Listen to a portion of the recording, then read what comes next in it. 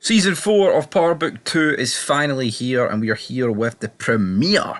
Released a wee bit early, so we got our hands on it here in Fog Entertainment. You know, we are the reviewing gods of YouTube, and I was looking forward to this. And you know what? Let's waste no time. We literally begin with season 3. End, of course, season 3 ended with that shootout between the Tejadas, Noma, Effie taking on Braden, and Tariq. Looked like Tariq was going to get killed, but Braden saved him. Again, I like the fact it continued pretty much straight away like this. So Tyreek and Braden regroup. They're like, right, we're going to kidnap Noma's daughter. Can we get to do that? We'll have to wait and see, big man. Is it going to happen? Not too sure. Kane, though, did get shot in the process, which is exactly what I said happened when we were building up towards this season. So him and Effie are essentially told by Noma to go and hunt Braden and Tyreek down.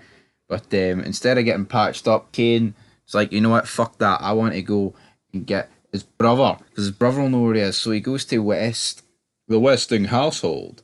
Trace is there. He beats him. His dad comes down the stairs. He's like, what you did? He's like, oh, my son. He's like, I don't care. I don't know where he is. You know, but if you go, I won't phone the cops. And yeah, Trace gets battered, but Kane eventually agrees to leave. And then he gets patched up, gets the bullet took out of him. Did I mention this episode was called I Don't Die Easy? Well, boom, there you go. That's what it's called, folks. That is what it's called. So yeah, boom, interesting, definitely. But then we cut to the hospital, of course. We've got Mary J. Blige, she's there. Monet, of course, got shot last season by Tasha St. Patrick, but the Tejadas all think it was in fact Tyreek. But of course, Drew and Diana know it's not Tyreek, but do they know it's Tasha? It's all very intriguing. It's all very intriguing, I'll tell you that much. But these two then decide to kidnap Braden's sister, Becca. Meanwhile, this is going down. Tyreek and Braden try and kidnap Noma's daughter. What I don't like about this is, right, these two like go to like a storage lot. They get these guns and like they build them, they put them together. It's like Braden hadn't killed anyone until literally about 10 minutes ago, and now here he is running around with like UMP 45s spraying people down. But Noma's daughter manages to get out of there. She kind of gets like berated by she kind of berates her mother, Noma, which is just you know what, the show was getting more woke, right? But again, it's the 2020s, everything's woke, and it sucks absolutely. Like the character Prashandra, I just hate her. Like, we've seen Junior, I've already made a video about this topic, about he gets the USB files, and he's speaking to Blanca Rodriguez. She basically tells him to drop it. Even Paz tells him to drop it. He says he won't go down like Angela. He will finally get the St. Patrick's to pay. Will they pay? Only time will tell. But then we kind of get like the big showdown of this episode as Tyreek and Braden go to Stansfield, and then that's when the bounties get put on their head. 100k each. So you've got Drew heading there. The kidnap with Becca didn't go according to plan. Diana ended up going to the hospital. And then Becca managed to pepper spray him and escape. Tariq drove into the side of him. It is a wee bit plot armor because Tariq could have just dropped Drew, right? So could Braden. But no, they let him escape for whatever reason. We don't want to kill Drew yet, boy.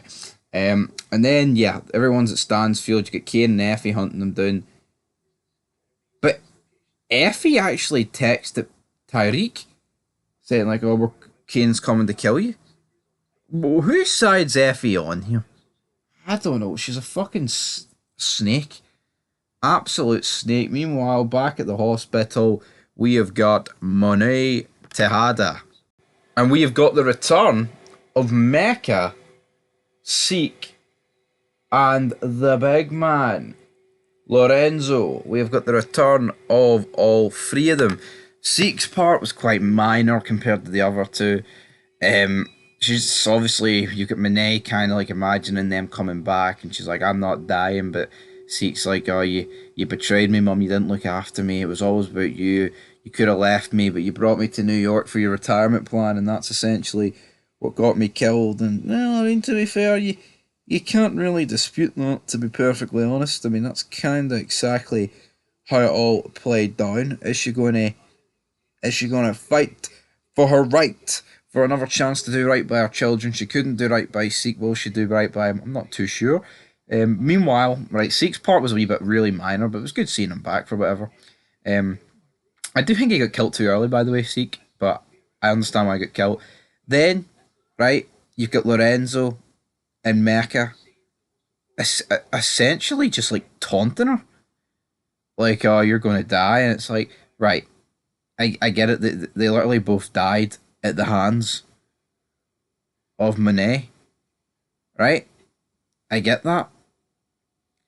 But at the same time, Mecca's son was also Seek's, and Lorenzo killed him.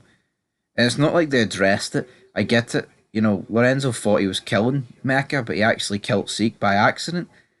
But I don't know. It just seems weird that these two are like tag teaming Monet here to try and get like one up on her. But I mean, it was all right. Monet fighting her demons. I thought it was a good way to include her in this episode. But she eventually does wake up with her family all around her. But Drew initially actually wanted Diana to smother her with a pillow. But yeah, did he do it? No. Did she do it? Sorry, no. Of course she didn't do it. Damn it. But yeah, I thought it was good seeing these three back again. Meanwhile, back at Stansfield, this is the part of the episode that I mean, it kind of grind at my gears. A lot of it. You had Lashandra just, oh my god, like you have Junior appear out of nowhere, right? And he's like, "Have any of you seen Tariq St. Patrick?" And she's like, "No, I'm not telling you shit, you cop. Last thing I'm going to do is tell a cop where a black man is." The show's so fucking woke, man. It's like Tyreek is a criminal. We know all about what he's doing. At least this would have fucking weight if Tyreek was innocent and, you know, Junior was like pressing this innocent black kid who has literally committed no crime. But I feel like in these shows, like, it's like, oh, we blame the angry black man. And it's like, no, but hold on. He actually is a criminal. You know what I mean? And so's Braden. Braden and Tyreek are as thick as thieves. But again, it's only like one that's like portrayed as innocent and it's even like when Tariq's giving his speeches and all. At least like Rashad Tate knows he's a dirty politician. You know, I feel like some of these characters just don't accept it. But yeah, he has to leave empty-handed. But he walks into the parking lot. Meanwhile, Kane finds out that Tyreek is actually here at Stanfield. So him and Effie are on the hunt. Drew is walking battered and bruised. He's trying to get to the bottom of this as well. But meanwhile, because of the 100k bounty that's been placed on every single buddy's head, oh my god, there's a lot going on. Braden and Tyreek, bam. Everybody's hunting him. They get into the parking lot, and then this is when Junior confronts him 2-on-1. I think he's actually lucky initially that he didn't get killed here. But yeah, that didn't really last for long because essentially he's like, you know what, I've got incriminating evidence on this USB, Tariq, so you have to flip. He says earlier to Blanca, or not, Paz, that all he needs is get one of them to flip, right? He didn't reveal which one. I'm going to assume that was Braden, but why threaten the leverage to Tyreek, of all people, man? If you think he's as bad as what you think he is, then why would you threaten this information to his face? Baffling. But then one of the hitmen that's after Tyreek and Braden starts firing. They get a bit of a parking lot shootout here. Tyreek and Braden hides. Junior manages to drop him. Braden then comes up from behind, knocks out Junior. He bounces off the car. They then phone Noma, say that this cop here is about to bring her down, so I want to call a truce. She eventually agrees to this, but Tyreek can't sell any product. Junior lets out that he's Angela Valdez's nephew and she was his aunt. And then Braden goes to make the call to phone the police, and then Tyreek gets his fingerprints on Junior's gun to make it look like he dropped the guy who killed Junior. Because why is he doing that?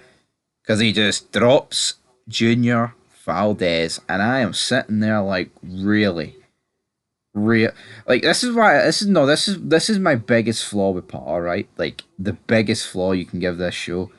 How many times does someone like in the police, DEA, FBI, district attorney, whatever attorney, they get incriminating evidence against like the main characters or like the criminal organization that we're following, right?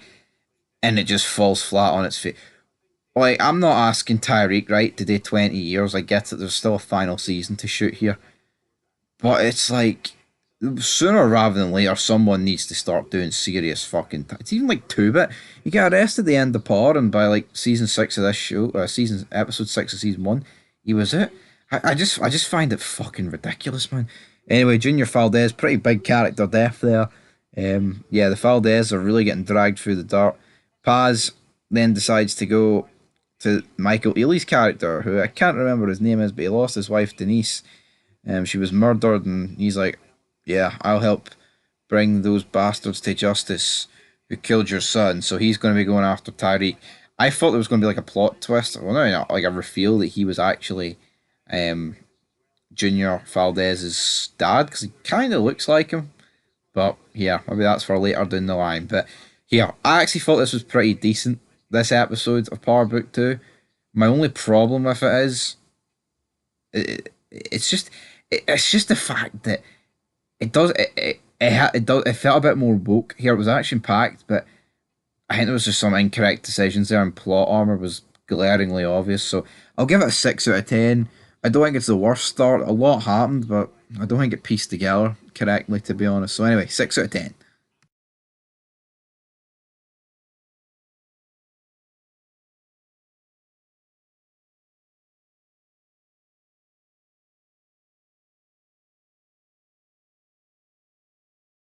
Fog Entertainment back again with another review of Power Book 2 Season 4 Episode 2.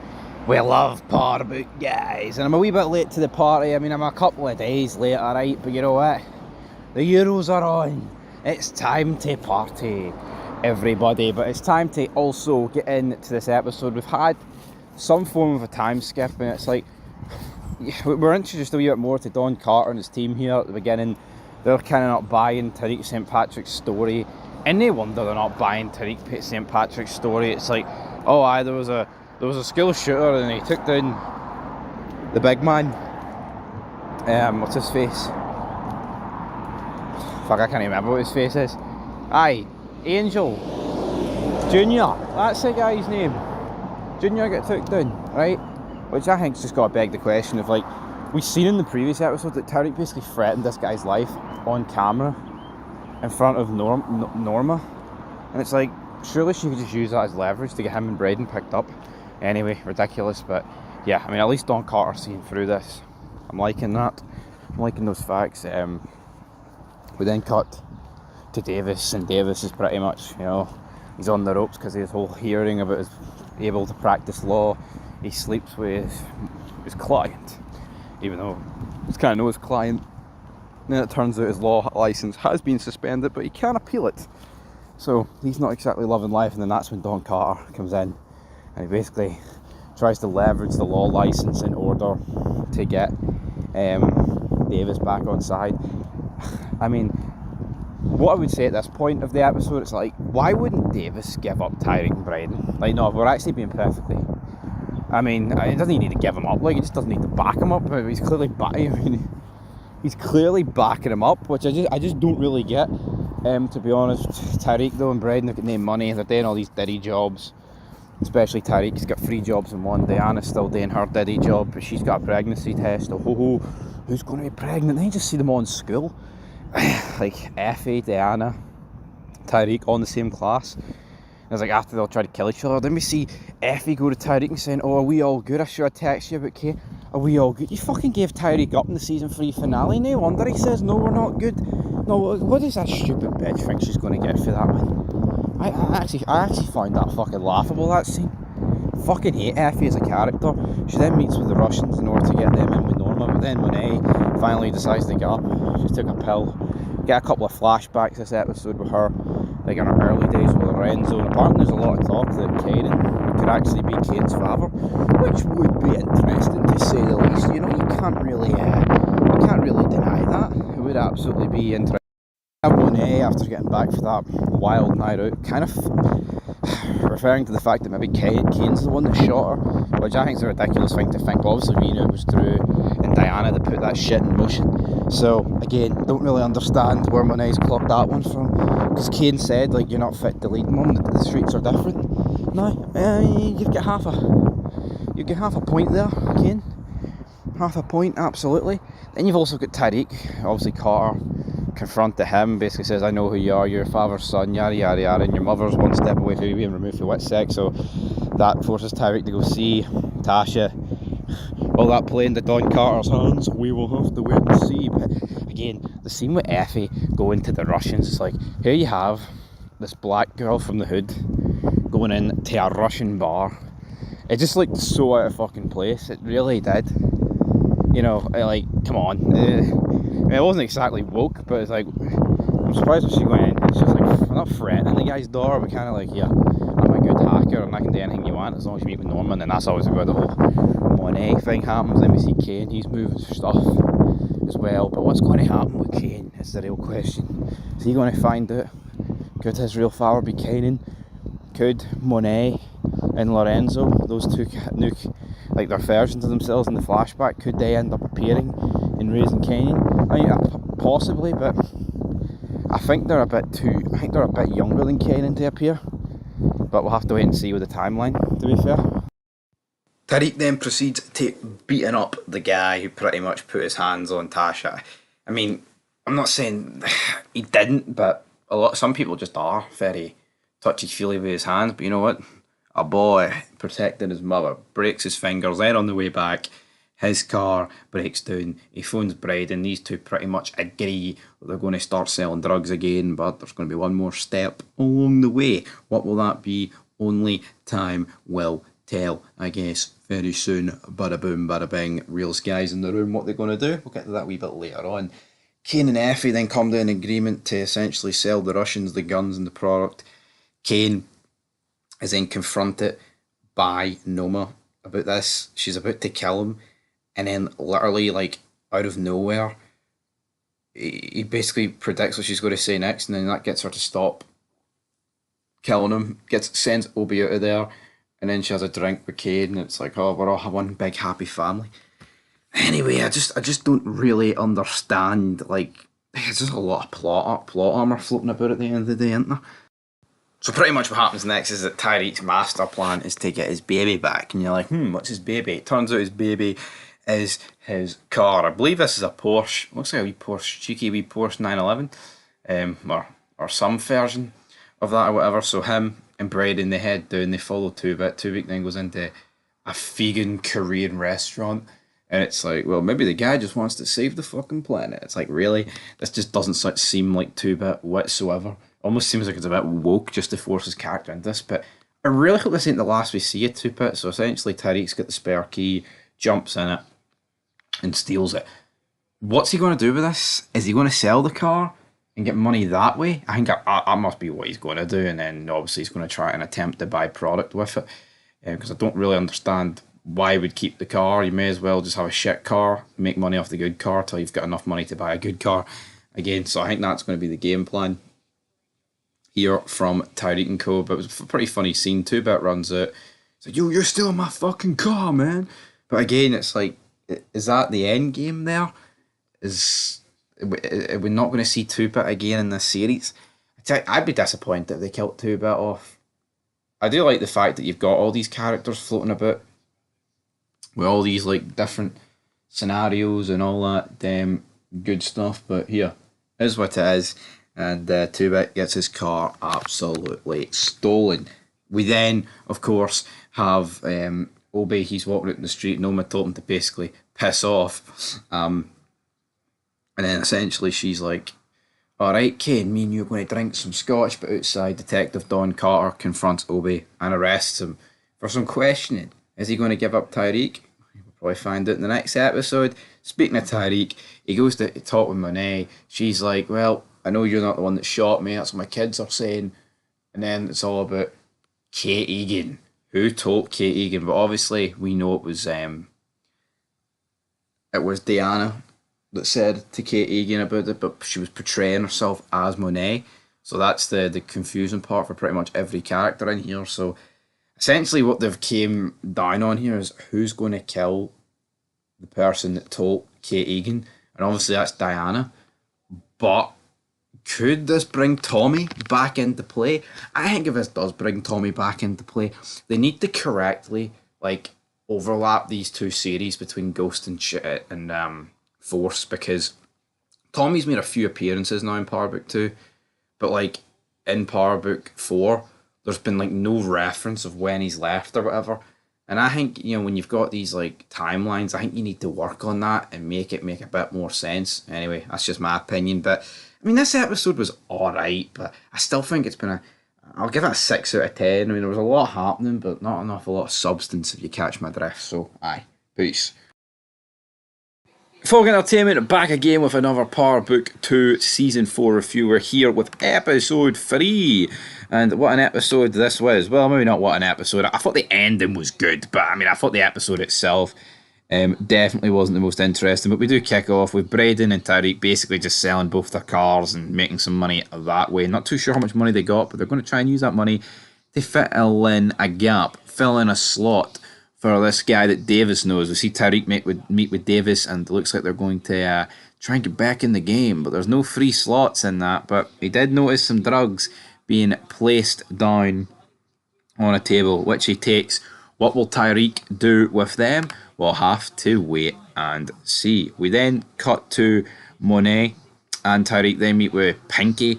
I have no idea what this person is, but anyway, Pinky is providing some good information, damn it, and that good information is the fact that Kate Egan has fled New York. Now, obviously, Monet and Tyreek don't exactly know what's going on with Kate Egan, just that she's fled.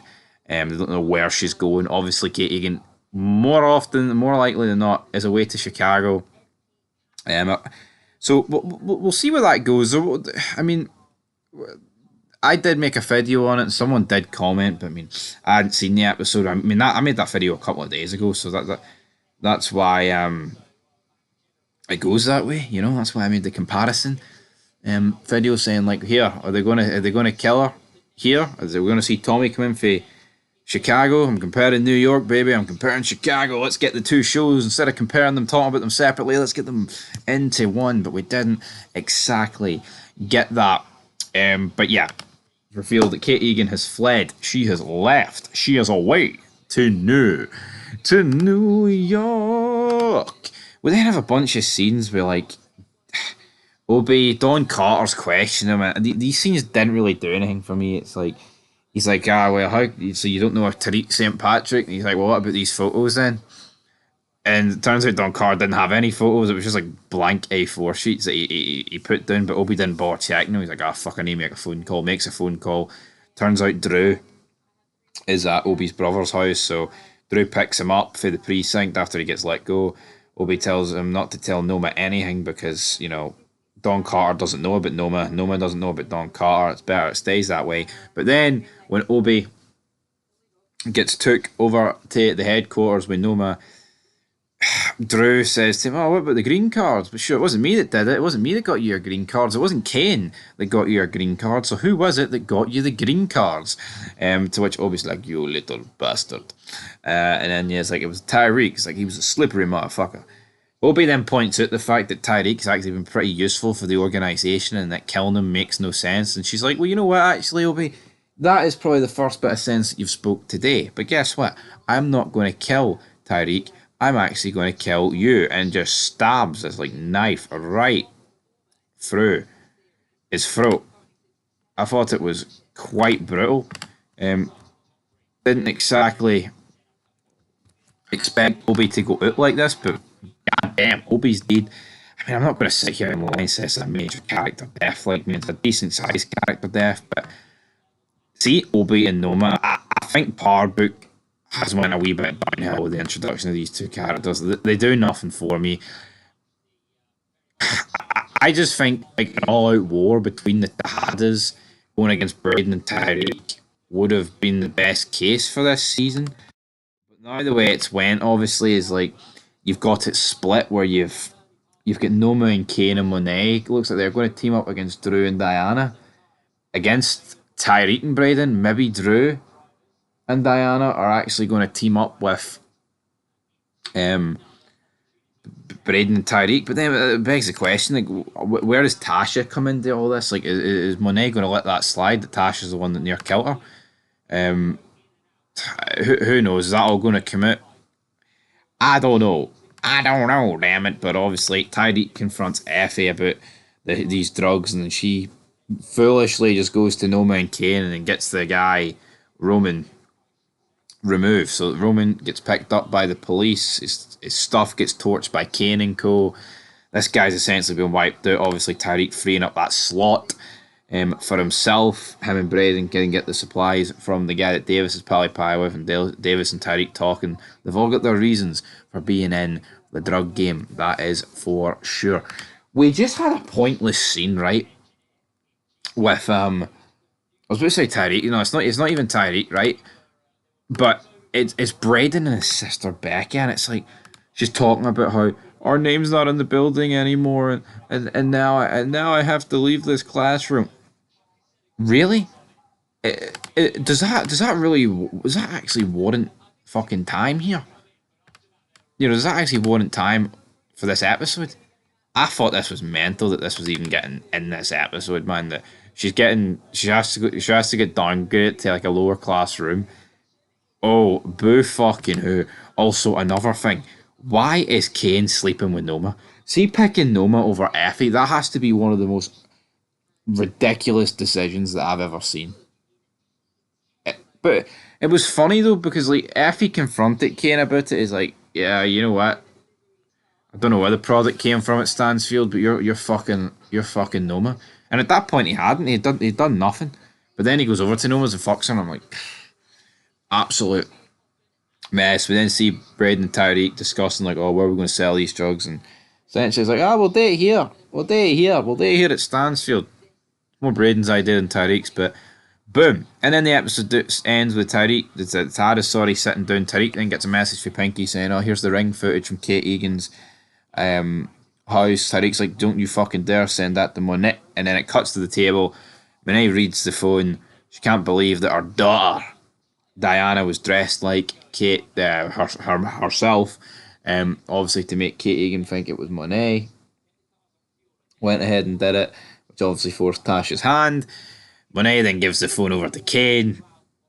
Kane, pissed about it.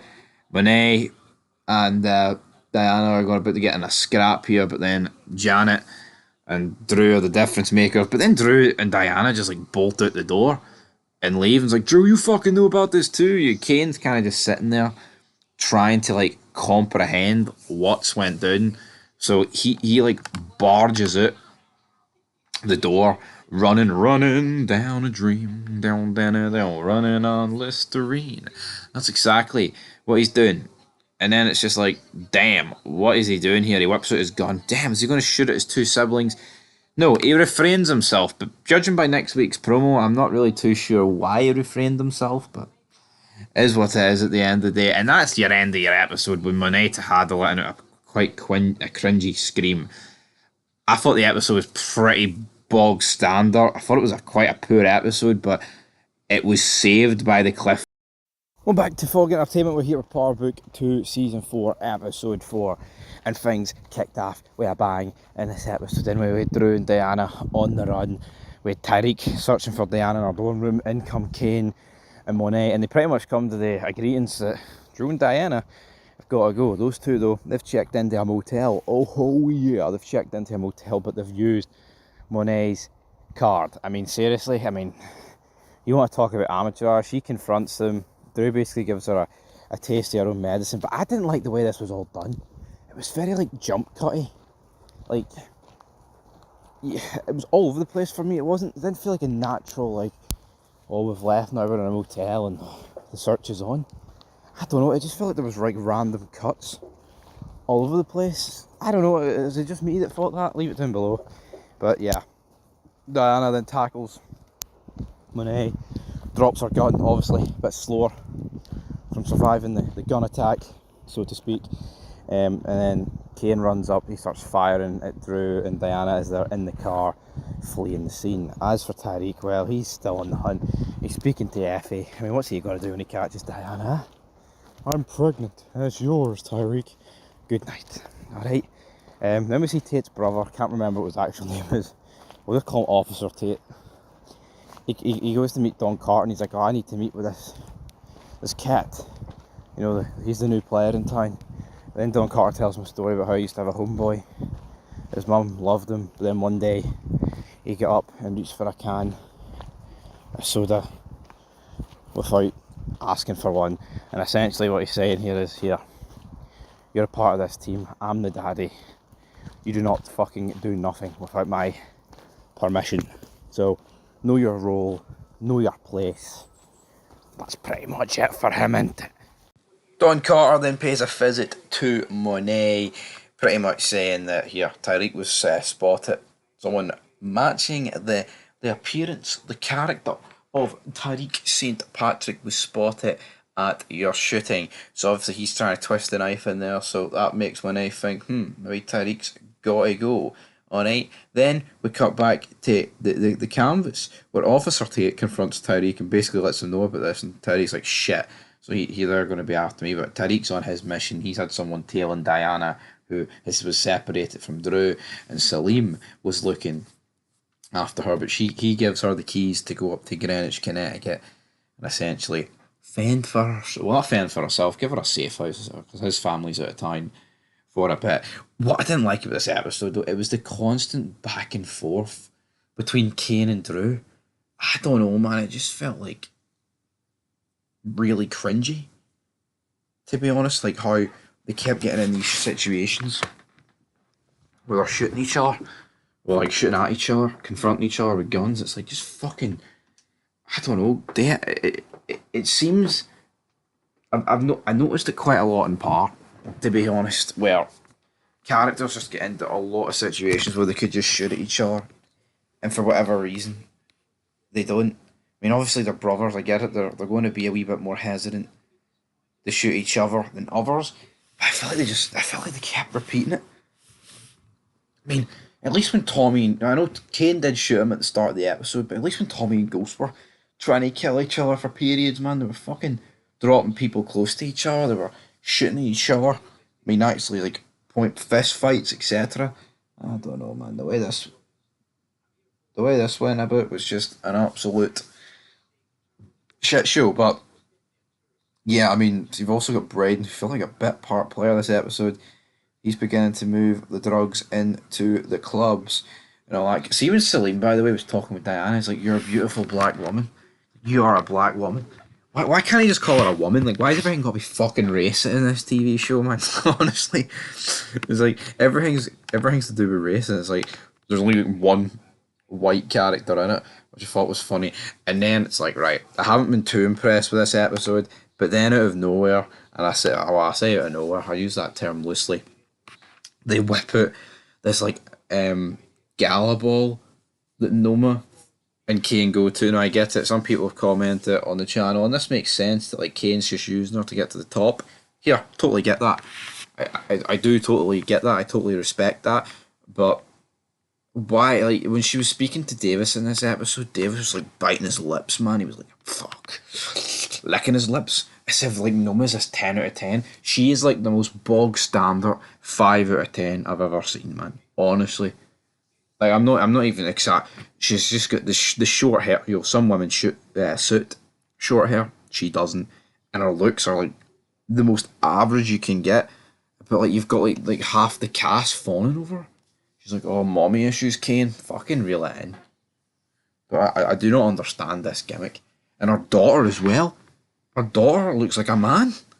But I get why Tyreek's talking to her at the end of the episode. It's more probably to get leverage on her. But anyway, we'll react to the promo shortly. But yeah, let's just talk about this episode. You know, Monet finds out Diana's pregnant from her sister. She's like, you've been focusing that little on your daughter, or you haven't realised she's pregnant.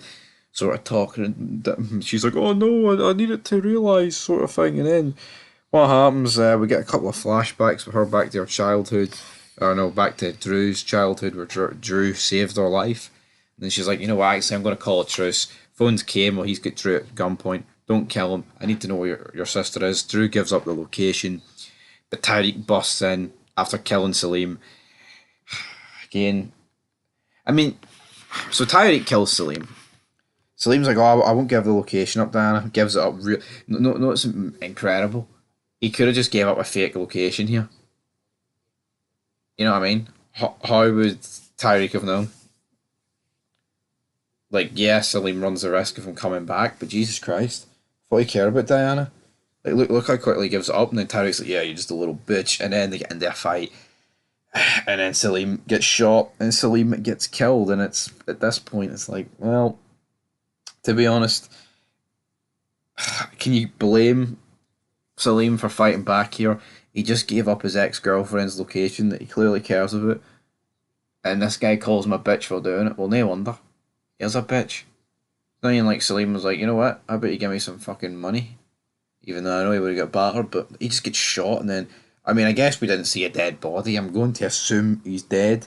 But yeah, the way Tyreek left him was very weird. Like, he shot him in the chest, and then I mean, he's a bit of a nothing character who got shot in a pretty vital area of the human body. I'm going to assume that he's dead. But then he busts in, he confronts Diana, she's like, you can't do this. Then, this is when Monet walks in, she's like, you can't do it, Tariq's like, yeah, why the fuck not? And she's like, because she's pregnant. Tariq's like, well, why the fuck would I care? And then Diana turns round to Tariq and says, because it's yours. Dum, dum, dum. How many times, right, in this show, not that there's been, pregnancies galore, right? But how many times in this show have the Tejadas been pointing guns at each other with Tyreek and they've no pulled the trick? I feel like this is so overdone, man. I mean, we're just at the start of the fourth season here, and I feel like we've been doing this like every couple of episodes. Tyreek's getting guns pointed at him by Drew, Kane, Diana, Monet, and no one ever gets shot. And it's like, we've got 6 episodes to go here, folks, and we're not going to kill somebody off bigger than Salim. The way this is going, though, I honestly feel like every member of the Tahara family is going to make it out. I mean, I think if one of them was going to die, this was the episode. I get why Diana's not dying, and Monet is the leader, so to speak. Why couldn't Kane or Drew have died? Here, there's still room for it to happen. And the way this episode was going, I thought Drew was a goner. He's packed his bags, he's left the penthouse, but I don't know, man. That's pretty much the way the episode ends, with then Tyreek goes to talk up to Noma's daughter, and I thought it was a very bog standard episode. It felt very like Par, where I think there was a lot of Par episodes where there was a lot going on, but not much substance, and I feel like they were just running about, shooting at each other, doing these Rambo missions that never really led anywhere. So for that reason, man, I'm going to give it a 5. Come on, Par Book 2. Go out in a bang. I feel like it's ending very bang average, and I feel like every main character has got like invincibility and plot armor, and it lowers your disbelief and all that stuff. So anyway, 5 out of 10. They say it's a big rich town. Mid-season finale time here for Par Book 2, Season 4, Episode 5. Did it deliver? Did it disappoint? Well, if you checked out my reaction earlier on today on the channel about the last 10 minutes of the episode, you would know it disappointed me, but we're going here to review the full episode and talk about it. This one's called Ego Death. And has this show ran its course? Because for me, this did not do it this episode, right? It really did not do it. Because, you begin the episode, right? It's like a sex scene between Anya and Tariq. Brilliant. Is that Tariq getting another girl pregnant? Who really cares? But looks like these two can have a relationship. We then find out Braden's new girlfriend is an addict. But you can't tell me to do with my own body, Braden. It helps me calm down. Yeah, that's right. You didn't grow up around any black people. Oh yeah, because see this fucking disease that you had, or claimed to have. Only black people can get it. Now maybe I'll be proven wrong by that, but it just feels fucking woke, man. It does. Oh, you can't tell me to do with my body. Fucking know your role, alright? You bunch of absolute jabronis. Alright, know your roles, damn it. Then Monet basically calls like a family meeting sort of thing, but I'm just sick of the Tejadas getting together.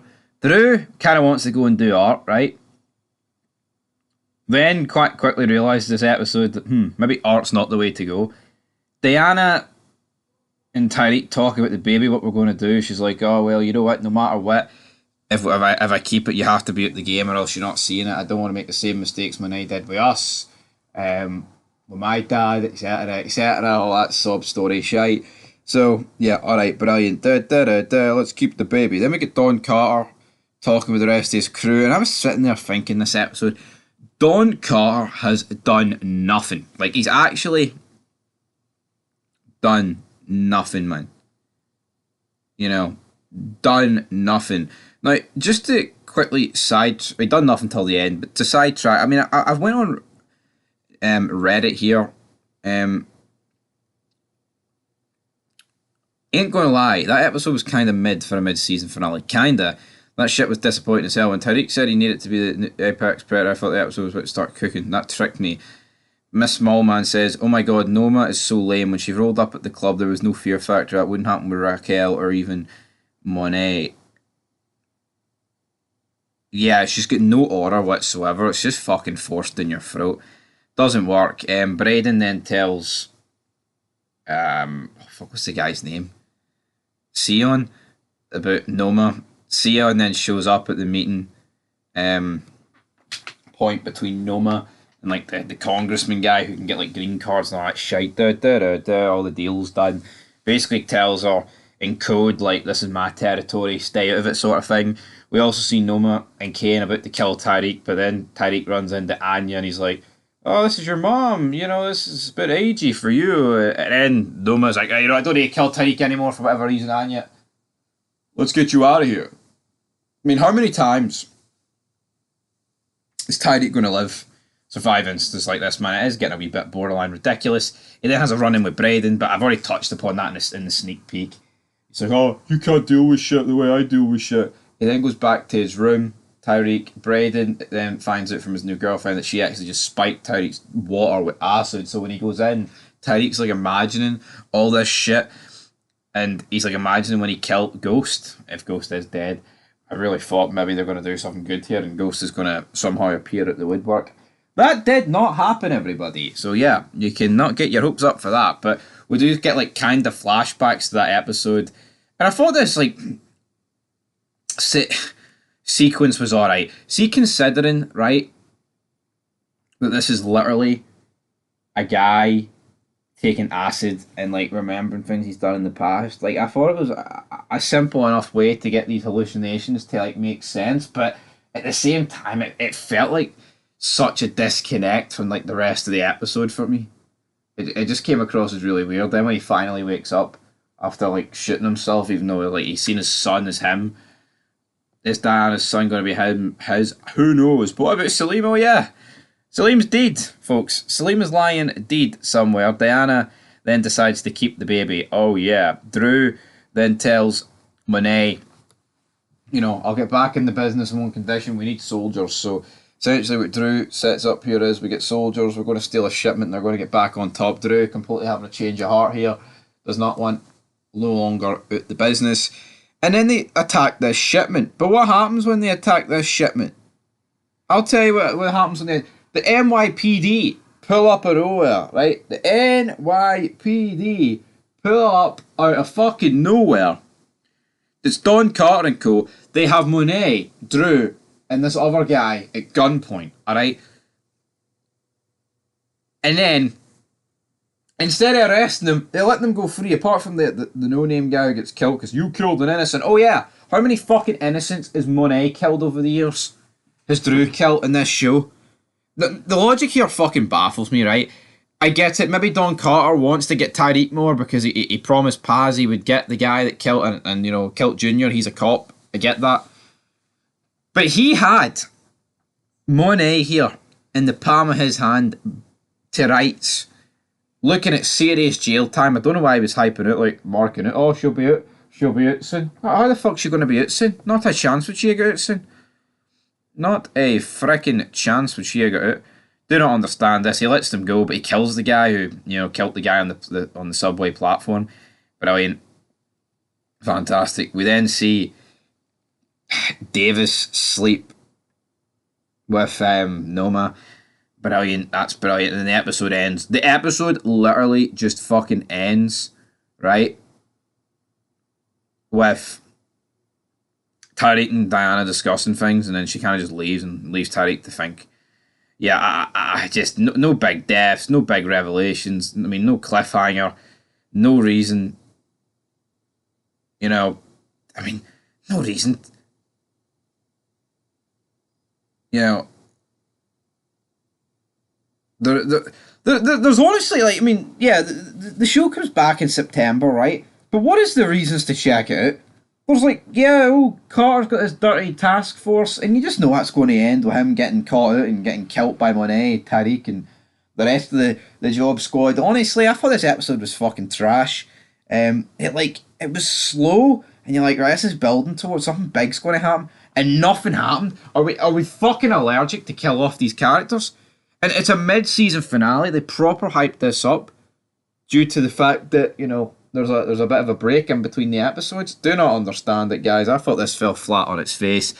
Leave your thoughts down below. There'll be more videos to do with this episode and the weight, I guess, to the final 5 episodes. But until next time, leave your thoughts down below, and peace. The Devil's Playground is a ride that not everyone survives. Welcome back to Fog Entertainment. It's Power Book 2, Season 4, Episode 6. The final 5 episodes begin here. 7th of September. Put that one in your diaries. I mean, I guess if you're American, you got this one a wee bit early, but we're here to talk about it. And you know what? I think it's the best episode of Power Book 2 in a long while. Definitely the best episode of Season 4 so far. Just a lot happened. There was a lot of deaths, there was a lot of drama, there was a lot of cliffhangers, there was a lot of open-ended questions, etc., etc.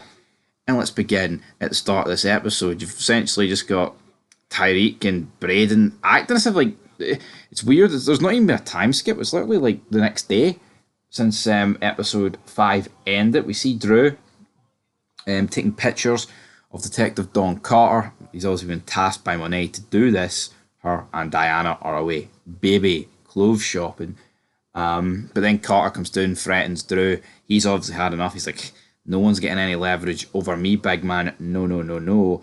So what he does is that he comes down to Drew and essentially, right, bang, I'm going to follow Drew home. Follows Drew home. And this is when his corrupt NYPD task force break in to the Tejada household. Throw their weight around a bit. They steal a couple of the baby clothes. They smash one of the snow globes. Detective Don Carter receives a text that one of the casualties from last night isn't actually dead and he's in the infirmary. Right. Is this not where this is, like, so retarded?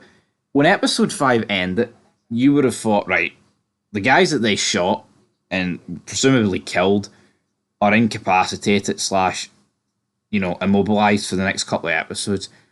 The guy that they shot and we thought killed was sitting here roaming about prison like nothing happened. Like, the don't understand. Like, oh, he's in the infirmary. Well, he looked better than being in the infirmary, man. I'll tell you that much. So Drew, he's essentially tasked here by going into jail to kill the snitch, and if he doesn't do it within 24 hours, Diana and Monet are going to die. Okay, that's a pretty big way to kick off the episode. We then cut to Kane and Noma. They're doing a meet with a congressman. Out of nowhere, Sion does a drive-by. Just Sion drive-by, laying waste into him. Doesn't kill Noma or Kane, kills the congressman. Is that any surprise? Of course it's not. They managed to get their money back, though. Sion, though, receives a phone call for Detective Don Carter. It turns out this entire time, Sion was in bed with the NYPD, well, the corrupt task force version of the NYPD.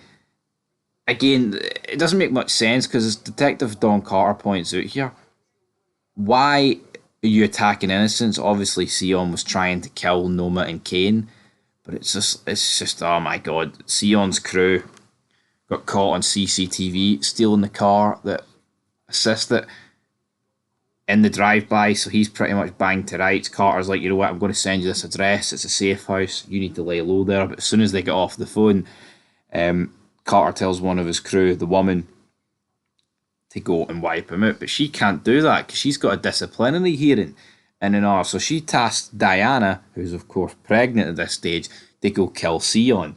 So this makes her go, to Tyreek and say, "You're going to have to kill Sion for me because obviously I don't want to risk the baby," which is fair. I mean, how could Diana even get the upper hand on Sion, right? Just not going to happen. And then this is when Effie strolls in, and I just don't like Effie. Just basically runs these two down. Like Effie walk around like shit doesn't stink. She's a snitch. She's a rat. She's like, "Oh, Tyreek, I was just looking out for you." I dead on. Absolutely dead on. And I think Tyreek should kill Effie, and I'll put it up for a poll. Absolutely.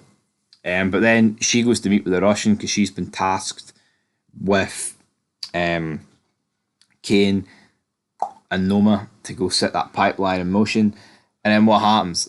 The NYPD raid the Russians because Monet's gave them up as the drug source that they stole from in the last episode. But obviously we know it was Noma, but she's not admitting to it was Noma. NYPD get the upper hand here. They wipe out most of the Russians except the leader. But then one of the corrupt task force members kills the Russian. But Detective Tate, sees this. And that'll come back to bite him in the arse in the shape of a 9mm slug. Later on in the episode, Tariq and Braden then get the location of Sion's safe house. They go to his house, the safe house. It's a struggle. They manage to get the upper hand. Shards of glass, stab, good night, Sion. And he's like, so Detective Don Carter's got you on a small leash, sort of talking. Tariq's like, I ain't nobody's bitch. Kills Sion. It's a shame, not in terms of the death, but pretty much everything that happened in this episode, everyone has either predicted or, I've made like a video pretty much talking about it. Like everything so far, it was so predictable. Effie, though, she says she wants out this life, and Kane's like, maybe we'll get out that life. So we'll have to wait and see. Diana then phones Tyreek. Looks like they're going to have a wee meet, a wee store, discuss, I don't know, baby names and all that good stuff. But then what happens? The woman detective who tasked Diana with killing Sion, spots that Tyreek and Braden were the ones that actually killed Sion because she's got the CCTV footage from the safe house. So she confronts Diana, beats her here to a bloody pulp, sort of booting her in the stomach. And it's like, have we just seen the miscarriage of Diana here? We're not talking about, one kick that would still leave the question open. I mean, we are talking like she was absolutely booting the shit clean out of Diana here. Not good. Not good at all. Tyreek, he's making his way over there. We then cut to Detective Carter, who's meeting with Detective Tate. And as soon as, you knew as soon as Tate seen the corrupt officer, man, it was going to be all over. You knew it was going to be all over for Detective Tate. Basically says to Carter, your task force has been compromised. And Carter's like, how about you join us, the money? We can kill the bad guys and dictate who runs what. Tate's like, I need to think about it. Carter's like, there's nothing to think about, and shoots him. So Detective Tate has been killed. I think this is going to bring the return of Rashad Tate back, which I'm absolutely going to welcome at the end of the day. But yeah, just sad to see this character. He was a good cop, to be fair. And then Tyreek, the episode ends with him finding Diana's. Would somebody fucking help me? Somebody fucking help me. Diana's going to miscarriage. Am I going to lose the baby that I didn't really want? Probably. So maybe Tyreek's actually quite happy about this. But yeah, they were trying to lead into that maybe Diana's dead. She won't die, but I've got a sneaky feeling that the baby's definitely going to be miscarriaged here. I mean, she's literally been battered to a pulp in the stomach region. I'm not a psychic, but I'm not a doctor either, but my money would be on a miscarriage there. But that is it for Power Book 2 Season 4. A lot happened.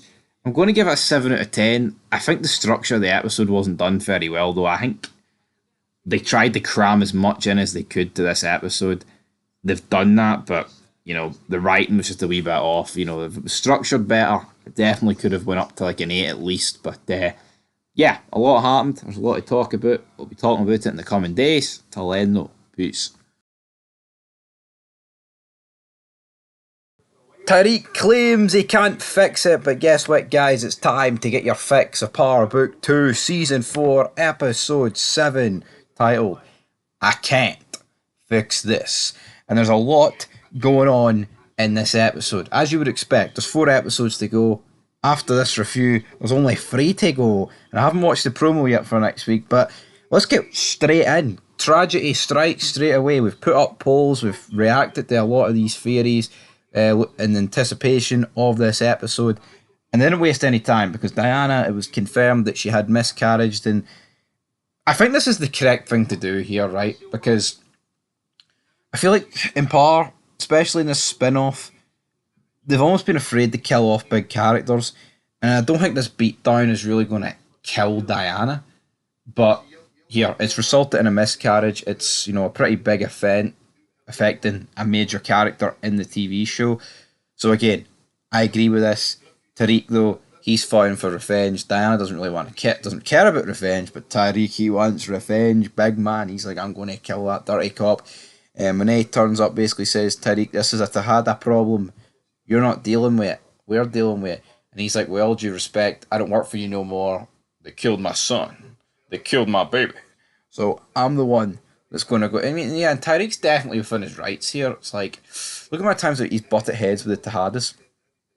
This just seemed like a bit of forced dialogue, like when like, here, you're not going. This is my kill sort of thing. It's like, no, if Tariq wants to kill the woman that done it, I think he should be more than welcome to go and do it. But speaking of killing, we then head to the morgue. Rashad Tate is identifying his brother. I thought this was actually a pretty sad scene, obviously his brother. Last time out, caught a bullet via congressman. No, well, he is the congressman via dirty cap, dirty detective, Don Carter. He's like, I love you, brother. Kisses him on the forehead, then walks in. He's like, we gotta make the motherfuckers who did this pay. Anything. He's like, you get any information, I'm your first call. You call me, or else I'll leak all this shit to the fucking media. Don Carter here looking remorseful. I think he does feel pretty sad about killing this guy, but here, when you're a dirty cop and someone's about to unravel everything you've worked so hard to build up and all that money you've made, I think at the end of the day, big man, you've just got to make the sacrifice, and that is exactly what has happened to the big man. But Monet then meets with Carter not long after this and basically says, right, you have to hand over Felicia. She did this to Diana and I want her. And Carter's like, you know what, you work for me. And yeah, that was a pretty heinous thing that Felicia did, but guess what? That is not happening. I'm not handing over one of my own. The next time you ask something like this, I'll have your boy, Drew, killed. We then cut the inside of jail. You've got Drew. He's beefing with that Roman guy, but he's the other witness, essentially, the other potential snitch that he has to get rid of. Will I get rid of him? I guess we'll find out later on in the episode, won't we? Tyreek, he's phoning Davis throughout the episode. Oh, get me the locations on these NYPD corrupt officers. I need to go kill them. But he then pays a visit to Tasha. We see him, start speaking with his other sister here, the last remaining sister of the St. Patrick family, because of course Rain is dead. What's her name? I can't even remember what her name is. I just think the acting here from the kid, I say the kid, man, she's probably about 15 now, 16, which I guess is still a kid, but not exactly like an 8-year-old. It's just so forced. It feels like she couldn't wait to get these lines out. It was just, I don't know, I felt like the acting was just off in this scene. Then you've got the scene between Tasha and Tyreek, where she's like, you know what, me and your father have fucked up a load of times. Don't you do it? Don't be killing a cop. Look at that. Look what's happened in the past. And then when we see him talking to Diana, he's talking about the fact, well, I killed a cop to avenge my sister, Steph, Ray Ray. See Tyreek killing Ray Ray. I remember that, man. He was in the apartment with him. You've got like Tommy, Ghost, and Tasha all turning up. Season 4, episode 9 or something of Power. That feels like donkeys ago. I mean, I only watched it. It was probably about this time last year. Around about this time last year I've been on that episode. But in terms of the timeline, and it's like I've watched so much seasons and episodes of Power, it's just like they've all stacked up. It's mental. We then cut back to jail. Drew, one of the guards, lets his cell open. He goes in and kills Roman. I mean, is this guy killing Roman really going to do anything for me? He then gets released. And at this time, Detective Don Carter tells him pretty much, here, you work for me, Drew, and I need to know if your family's plotting anything against Felicia. Earlier in the episode, we did see Don Carter tell Felicia, like, you back on the gear? That wasn't right what you did, sort of talk. So yeah, I mean, Carter, things are kind of spiraling out of control. I'll be intrigued to see how this whole angle's going to go down. The rest of the stuff happening in this episode was just filler. Kane meeting with Effie, and then those two, and Braden do like a home invasion to hack into the laptop to find out the files from the task force, though they've discovered that the task force is corrupt. But it's like, Jesus Christ, just have a conversation with the rest of your family and you would quickly find out that the task force is corrupt. So, I mean, there's nothing groundbreaking in there. Kane then asks Noma to marry him because that means she can get citizenship and they can share the money. This is baffling to me.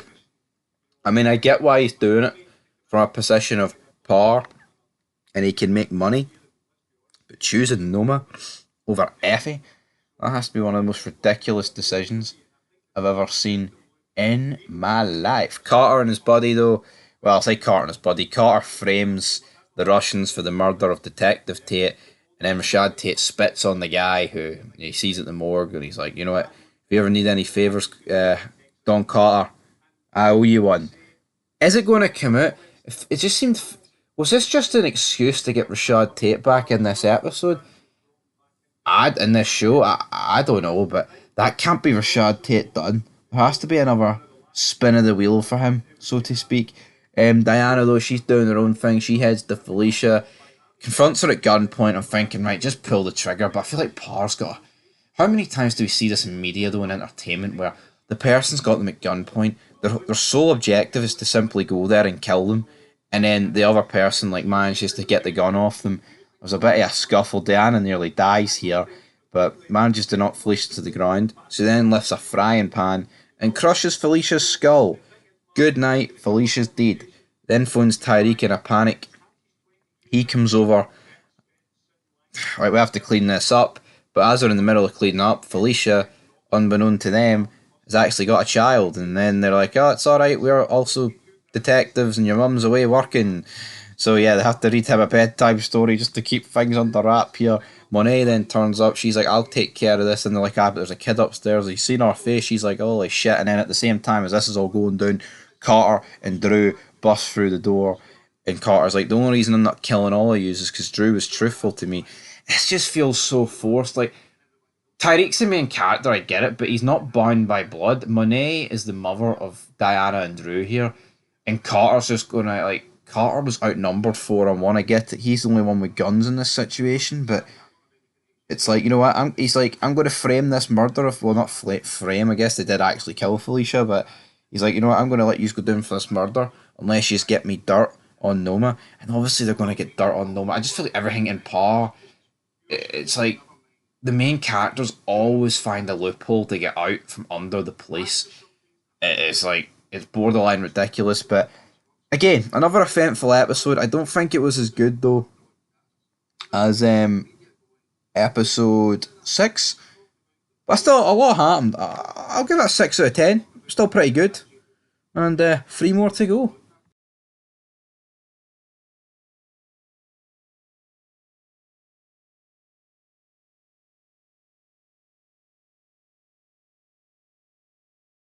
Three episodes from the end. Power Book 2 Season 4 delivers one of the worst episodes you'll see. Welcome back, guys, to Fog Entertainment.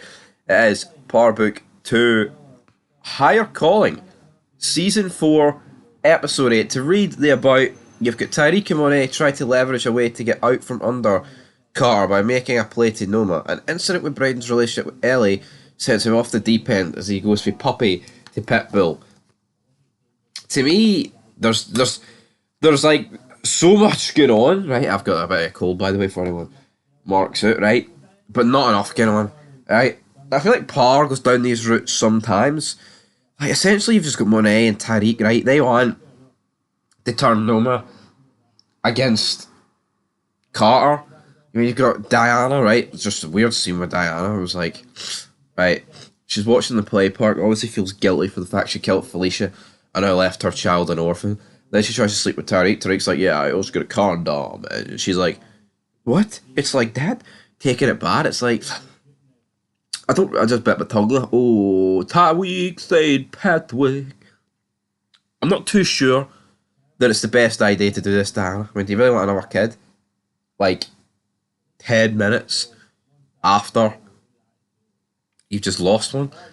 Diana literally did nothing this episode apart from that. She then talks to Lysandra. Her head's up her arse, obviously, I get that, but the scene with them back in college, oh, jeez, oh. Thought we left college a million years ago. Thought we left that behind, everybody. But I didn't like the cat and mouse this episode, right? So Drew, he gets put in charge of C on spot, right? But then Detective Don Carter turns around and says, right, this is you three guys report to Drew. Then Kane gets sniff of this. Turns out that him and better call her Effie, Noma, buy the location. Drew then breaks into the apartment, finds out about a few locations, and essentially finds out information, gets Noma's gun stole, and then in turn gets her nearly arrested as Detective Don Carter and co set up a thing, because she'd be bribing a US government official. It's just like, this tit and tap between Kane and Drew, I get it, they're brothers, but this is crossing the line and warrant each other getting killed. I feel like Parr, I mean, it's the flaw across every spin-off in the main show. It's like, the characters get themselves into absolutely ridiculous situations, right? Don't get it twisted. I mean, they are some of the craziest decisions that you'll ever see. And they manage to get out of it. Like, there's so many, like, twists and turns in here. I like that about TV shows with twists and turns, right? But I think Parr honestly takes the biscuit for it, so is what it is. Noma basically refuses Tariq and Manay's help, so that's when they put it into overdrive. And they're like, right, let's have these two bastards working together. So when Noma is at the dinner, Davis comes in, says Carter's outside wanting you. Oh, this is Tariq and Monet putting this shit up to motion. So she's like, you know what, fuck, I'm going to kill this guy. And this with Kane, she's like, right, let's try and get his number two to flip. His number two takes the 50k, then says to Carter, I didn't take any money, so he took the money. How's that going to go down? Who knows? You also had the shitty subplot this episode, right? Between fucking Braden and his girlfriend. He kills the dealer that put her in a comatose state here. And this is filler, alright? There is no two ways about this, guys. This right here is absolute filler. Braden, as the description says, he goes from puppy to pit bull. Well, this isn't pit bull. The time of our lives, not that pit bull. Let me do how you doing? Listen to me, baby. To me this sucked, right? I'll be brutally honest. I thought, they just kill a guy. And Tariq's freaking out. It's like, hold on, Tariq, look at the fucking stupid shit you get Braden involved with here. He gets him to snort his own stuff. Braden then tells Alec, yeah, he won't be doing that again. Fucking absolute idiot. And it's like the text messages are on her phone to set up meet. If she just scrolls through her phone, she'll see that. And I don't think Braden's smart enough to delete it. So just absolutely incredible. Braden, a character going nowhere. Effie's mother then gets revealed. And you know what? This is probably the only plus point of the episode for me. You see Drea Di Matteo return to our television screens, of course. Last seen in Mayans MC, Season 4, Episode 9. Obviously, that meant way more than this. I mean, here she's just literally a throwaway character to be Effie's mom. Effie basically says, no, go fuck yourself. You're not getting any money for me. I wouldn't piss on you if you were on fire, which is just a weird thing for a woman to say. Because, men, we have cocks. We can aim. Women can kind of aim, but it's not quite the same thing. Maybe Effie's packing more than we think. But yeah, her mother tells her, Effie, Josie, you're still a cold-hearted bitch. It's like, yeah, I mean, you're asking money for your daughter when you were with a guy that molested her. Guy called Richard. I can guarantee he's white. Power book, baby. Anyway, the episode ends with Noma meeting with the big man, Don Carter, and these two are now going to work together. Oh, I didn't see that coming. I think it does too many twists and turns, and it's like, we've now got 2 episodes to go, and they've killed no one off of any sort of magnitude, man, this season. I just don't get it. Seriously, don't get it. Like, seeing they killed Sax off, I honestly think Sax should have made it to this last season. Davis's brother killing Sax, looking back, feels so irrelevant, but so does most things in this show. At least like in this episode, like they did mention, like, you know, Mr. Tejada and Mecca and things like that. You know, Kane and Noma are going through their marriage, so to speak, but just a really shitty episode that, you know, it's just a clusterfuck and there wasn't enough happening to pull it up. Like, whoever's writing this, it seems all over the place. Everything, like, I think this batshit crazy episodes work if it's a one off, but I feel like every episode in this second half of the season has been entirely like this. So for me, not a fan of it. I've watched the promo for next week, which I will break down on the channel. It looks like a lot's happening, right? It looks like there could be people dying, people getting whatever, but you know, we're 2 episodes to go in the series, not the season, in the series. Things should already be happening. You know, are Noma and Carter going to get killed, and then like every character that was alive since season 1 and OG Parlay is going to walk off into the sunset? Is that what's going to go down? Because to me, that would really suck and just be very cookie cutter. Anyway, I'm going to give this episode a 4 out of 10. I thought it sucked. I mean, I did like seeing Dre Di Matteo in this episode, but she was in like a 2-minute clip. And like I said in the video earlier, I've already seen it. So, not exactly brilliant. Anyway, guys, 4 out of 10. Till next time, that's it for Higher Calling. We'll be back with more content, and peace.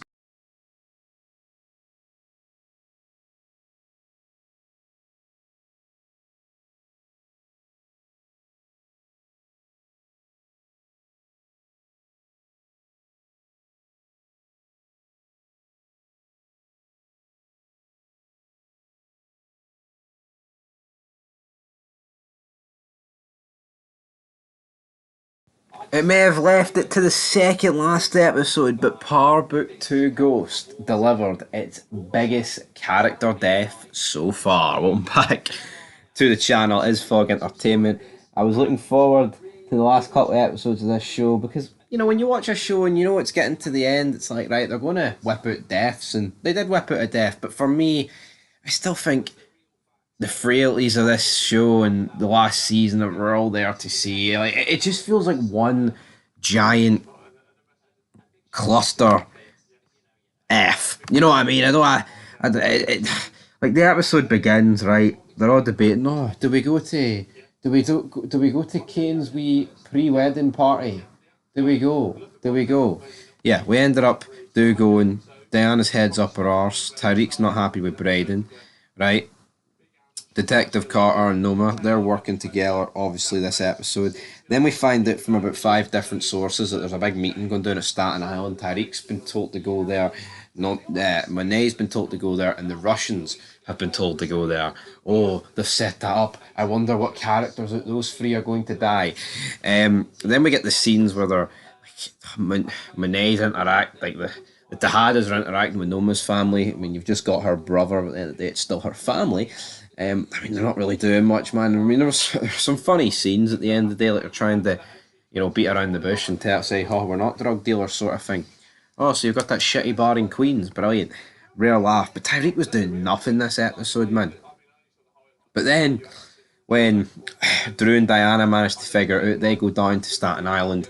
At this point, the Russians have managed to get, what do you call them? Monet and Tyreek at gunpoint, and then that's when Drew and Diana save them. And at this stage, I mean, we're 25 minutes into the episode, right? And honestly, nothing's happened. And it's just like, right, is this show going to kill off anyone? Like, the plot just seems ridiculous. You've got the Tejada family that like constantly betray and undermine each other, but they always come back to sniffing each other's arseholes. It's just, I don't know, man. Just very, very. I mean, yo, this season literally had episodes where Drew and Kane were shooting at each other and trying to kill each other. And Monet and, you know, it's just so flip floppy. You know, I'm currently watching Raising Kenan. I just finished episode 8, right? Season 3. And see how much better structure that show has got compared to that. This is all over the place.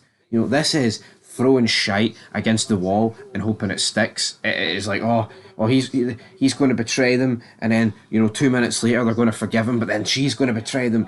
It's like the show needs a breather, and I like episodes that are action packed and you feel like you don't get a breather, but geez, oh, then you get the sex scenes between Davis and Noma and Effie and Kane. I know which ones I would rather be involved in. Brother testify. Well, I say involved in. Don't want to freeze him. I'd rather be with Effie than Noma, is what I'm getting at. Noma is ugly. I don't give a shit what anyone says, man. See if you look at Effie and Noma and you're picking Noma over Effie, you're blind. You're Stevie Wonder, man. Seriously, don't understand that. But Noma and Carter think that Monet and Tyreek are dead because the Russians torched the trucks, and ho ho, that's brilliant. That's phenomenal. Then you get Tyreek freaking out. Oh, motherfucking Tyreek St. Patrick. No, it's like, mate, you're a diddy, man. You're not your father. You're just some fucking jobber. Don't know why Tyreek was trying to make it he was something he's not here. The Tahadas and Tyreek come up with plans, right? Oh, right, Usins are going to kill Noma at the wedding. Tyreek, you kill the big man Carter when he does his wee confession, and you'll enlist the help of Braden and Effie. Really? Really? This just felt so cringe. Let's get everyone involved again. So let's talk about the hit on Carter. Tyreek gets him at gunpoint, and Carter's like, yeah, I know all about your killings, mate. You and Braden, you're fucked. You're on tape. Good night. He then gets the upper hand on him. Then Braden and Effie chase Carter and Tyreek, and I thought this scene was so cringe. I mean, Detective Carter, right, getting chased by Braden, but he wasn't reacting like he was getting chased. Like, I thought the camera work in this car chase was absolutely awful, and it's like what Braden, who is Tommy Egan light. He's nowhere near Tommy, man. Braden is like the most. He's funny, right? He comes up with some funny lines, but I just can't look at this guy as a man. He looks like a man child. Can't take the guy serious as a player in this world. Cannot, man. Guy's just no good enough. But yeah, essentially now they've got Detective Carter at gunpoint. I mean, how's this going to go? We'll have to wait and see. I honestly thought Tariq was probably going to kill Carter, but it would have been so lackluster. So lackluster in DDO. Then you have Davis killing Noma's like right hand man, like top of the security team. Looks like it was his first kill because he was like, oh, I've killed a man. Let's see how he gets rid of that body then. Then we have the wedding. They get married.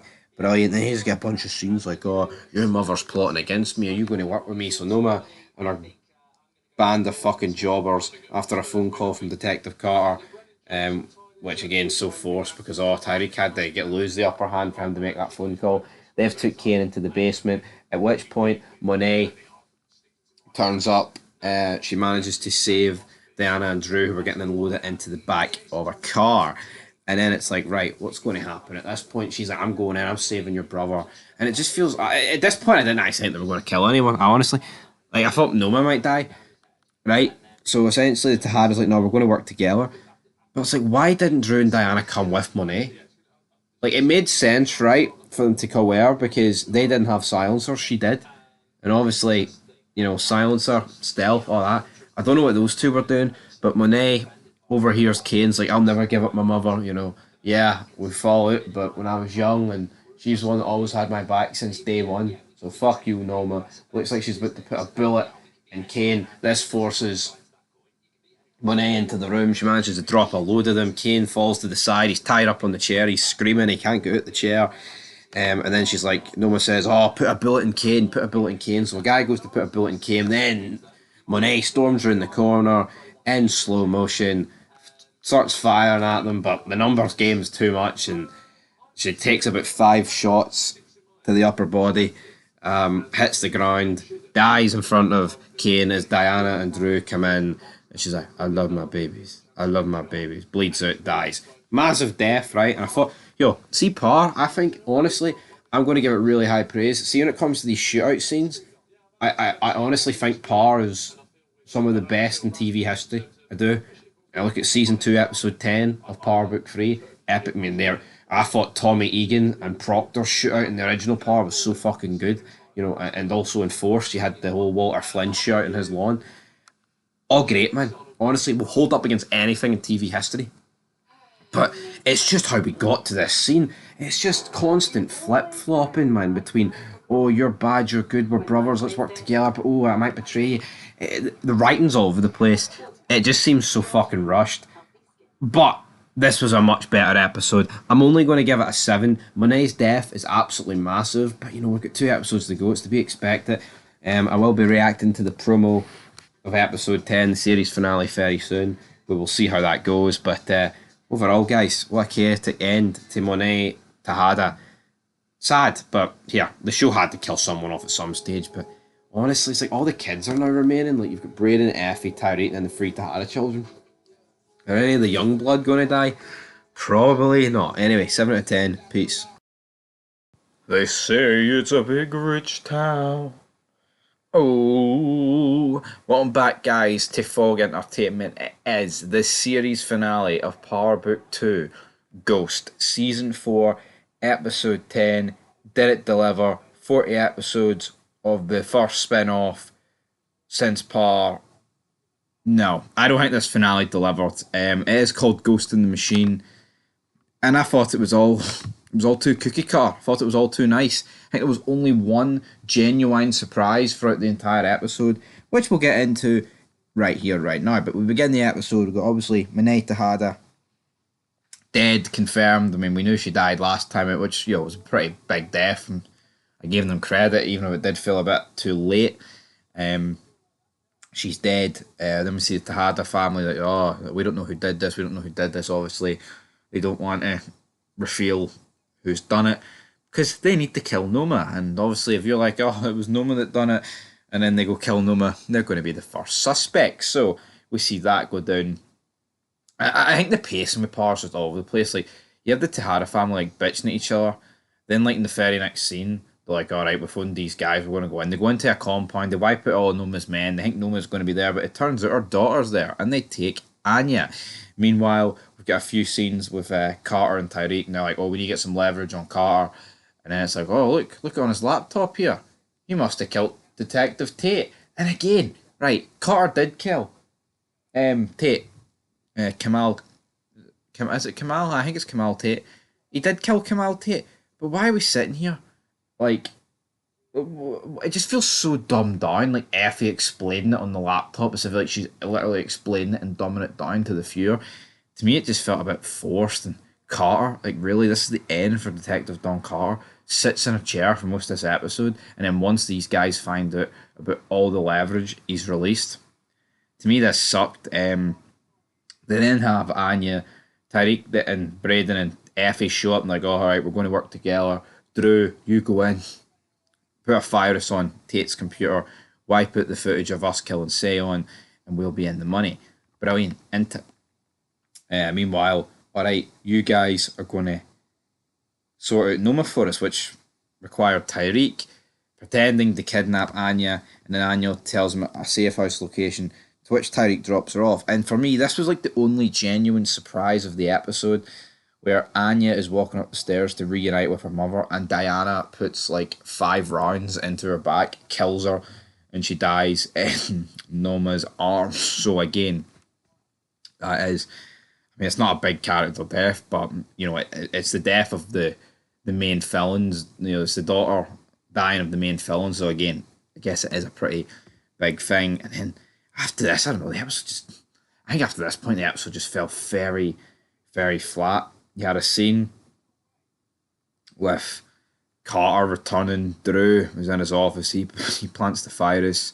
Nico looks at Carter and he puts 2 and 2 together. Oh, look, he must have put the bullet in the evidence file there to switch things around. And then you've got him telling Drew, all right, I want you to kill Tyreek. But then Drew, Braden, and Tyreek take Carter at gunpoint, right? How about we squash this beef? And you implicate Nico is the one behind Tate's murder. And Tate's like, yeah, fuck it. And then Nico overhears all this and he comes in and arrests Tate. I just don't think all this evidence is pointing towards Tate. Carter. It would really hold up. Like, he knows so much about Tyreek. I don't.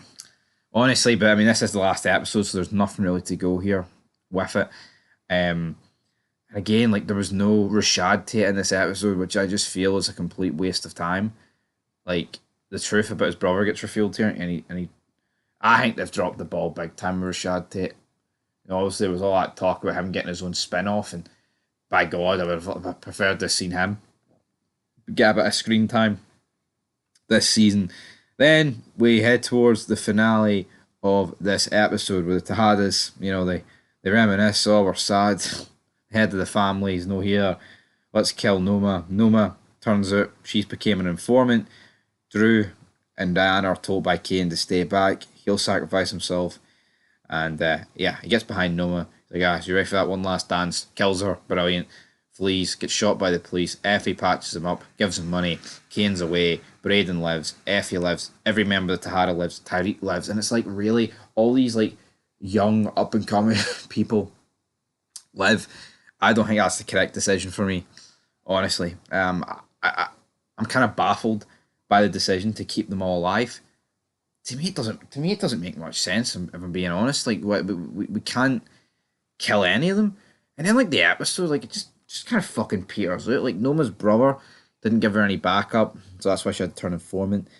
Davis gets, becomes a lawyer again. He's no longer disbarred. We see the return of Agent Rodriguez and Jenny Sullivan again, and then like Tariq meets with Noma's brother, and he's like, so you'll be a ghost. Yeah, I'll be a ghost, mate. And I feel like this episode just ghosted. It wasn't that good. I'm sorry. I'm not sorry, but I expected so much more. I was like, right. Like, I mean, see Braden, Effie, right, Tyreek, and the three Tejada siblings. I think not to kill one of them throughout the duration of this show is fucking criminal. I actually don't really understand why that's not happened. I don't. And like the episode ends, Tariq, he speaks with Tasha. Oh, you'll have to set yourself up, Mom, somewhere not in Chicago or not in New York. Sorry, that's you. Sort it. But I can't come with you. I need to separate being in the game and my family. I don't get this for Tariq. He has made enough money in this line of work to leave. Like there is no two ways about it. He could be with his mum, but I mean, I get it. People are in the game, and the game is rigged, man. There's no getting out and all that talk. But I actually do not understand Tyreek's logic. He could have got out so easy. And like I said, he's in the game, and then he's like, yeah, like a ghost, and it fades to black. We do get a post-credit scene, which I'm not going to get into here in the review. I'll make a separate vid on it, but looks like there's going to be a certain Tyreek St. Patrick going to Chicago, which I welcome. But that is it for Power Book 2. For me, a show with a lot of potential.